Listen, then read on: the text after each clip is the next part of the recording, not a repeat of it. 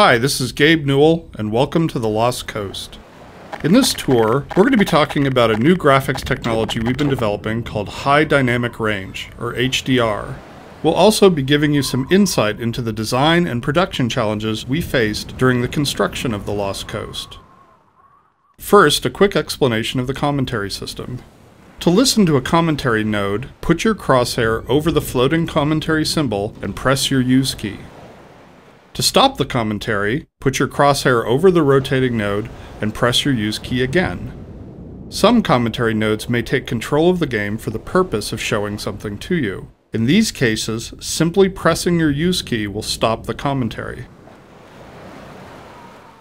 With conventional rendering, seen here on the left, if something on the screen is 20% reflective, like the wet sand, then the maximum reflected brightness could only be 20% of the maximum brightness of your monitor.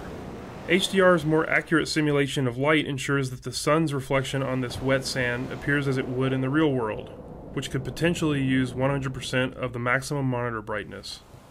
HDR uses bloom to simulate light that is beyond 100% of a monitor's maximum brightness.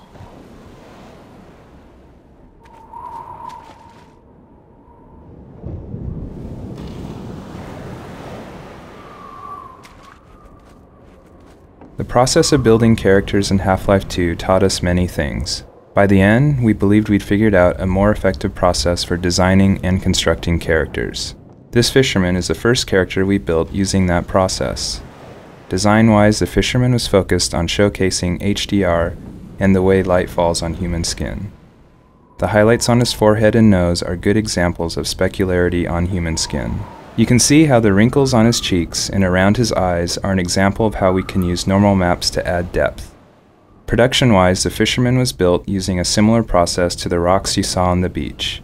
We model the 3D character at a very high detail, then extract much of the physical information and store it in the textures. Hey!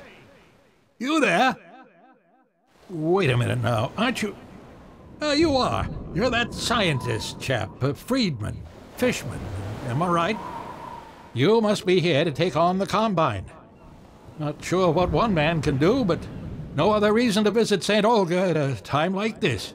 I'll take you to where they made their base, or as far as I can, at any rate.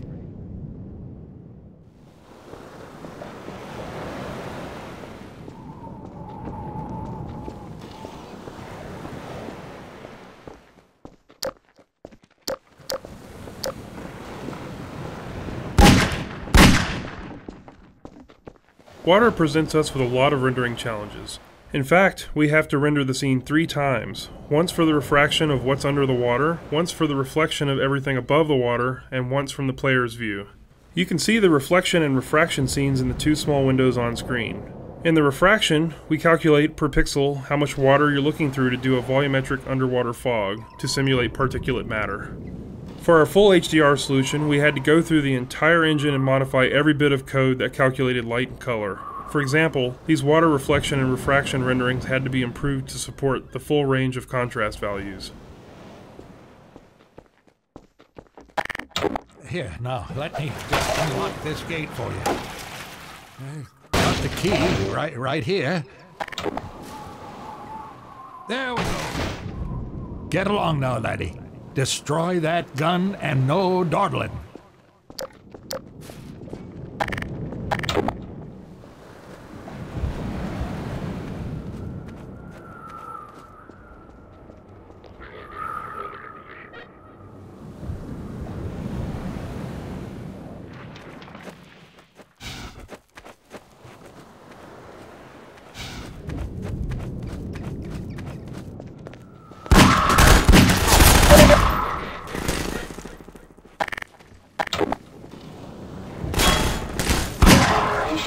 Depleted.